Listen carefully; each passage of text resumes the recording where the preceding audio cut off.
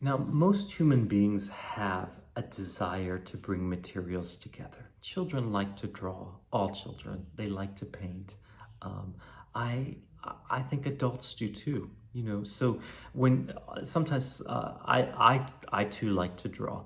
And sometimes someone says, "Oh, I wish I could draw." And I would say, "Well, if you want to draw, draw. You know, don't worry about whether it's good or not, or you're going to sell it. But there's something about that process of looking at the world and drawing what you see that do it. So we all, as humans, have that desire to bring materials together and to transform them. Um, if we look at that question with art, how liberal or how conservative are we are in our choices, that's a fascinating one for me. And so I'll show you this a couple pictures here. Yeah, this a friend of mine. I've gotten to know the curator at the Noguchi Museum, and Isamu Noguchi was a sculptor, modernist sculptor, did abstract works, did works for Martha Graham, did some beautiful set pieces. He did a couple pieces for Eric Hawkins, and because of my connection with the Hawkins work, we're wanting to revive those two works from the 40s that Eric did while he was with Martha and also while he was with Martha and he made these pieces, Isamu Noguchi did the scenic designs for it. So I've had a love affair with the Noguchi Museum, and through this desire to do these Hawkins works and study the scenic designs of Noguchi that are at the museum that Hawkins, you know, made dances for. I've gotten to know the curator of the museum. This is an example of a museum pushing the boundaries of that definition of what is a work of nature and what is a work of art. And sometimes we're finding museums now that blend those lines together a bit, even though they still have very traditional. The Noguchi Museum is largely about Isamu Noguchi's artworks and creating spaces where people can encounter this significant artist's works, his artifacts of art. Yeah.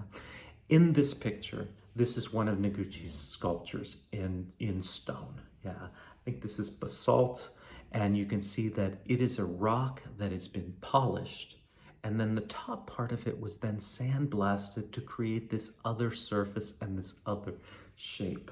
Yeah, quite beautiful, the textures of this, and this is a very monolithic, big piece. Yeah, so this stands bigger than a human being against a wall. Now, next to it, if I show you, this is one of the catalogs for the museum, this museum, because Noguchi worked a lot in stone. And you can see that it says here, this is a museum of stones. Um, and Dakin Hart, who is the curator of the museum in here, just kind of, you know, he wrote to me in the book here, and he says to Lewis, obsessed with rocks, guilty. Yeah. So what's curious just about this is that you see that, you know, this is a curator of a museum that has so many stone pieces, and he's obsessed with rocks and, you know, in love with that first function material of the stone of it.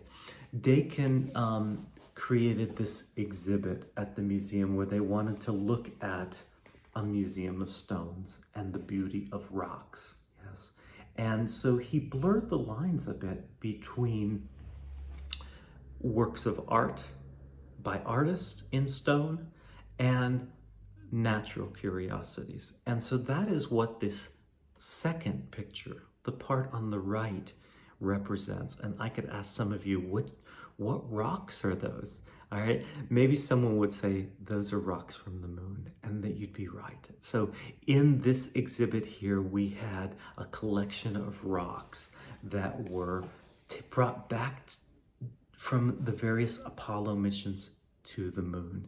So these are moon rocks, and they're fascinating. They're fascinating that they were carried millions of miles back, and all of the effort that went into getting them and being then able to study them. So these, in a way, are scientific specimens that we're looking at. And they're even preserved and placed here as if they would be in science. I like putting those two pieces together. Let me show you one other thing. I went to the Whitney Museum. You know, the Whitney Museum got a new building. It moved into the meatpacking district in New York, which is a really burgeoning new part of the city on the west side, the lower west side. And I encountered these two artworks here, and one of them you'll say, you know, what's interesting about it is this is a Jackson Pollock on the right, and people had trouble looking at this. I love this Jackson Pollock. There's something about that yellow and that pink in the black and the white that are for me quite beautiful. It's one of my favorite of his. But then I was walking down a hall and I encountered in a case this newer work of art here with this plunger and this toilet brush. And I was fascinated by it because no one even unwrapped the wrapping paper with the $3.95 on the toilet brush there. Was just these two objects that were placed here as ready-made sculptures. And again, it's like me throwing those rubber bands down and saying, is it a work of art? I say it's a work of art, so it's a work of art.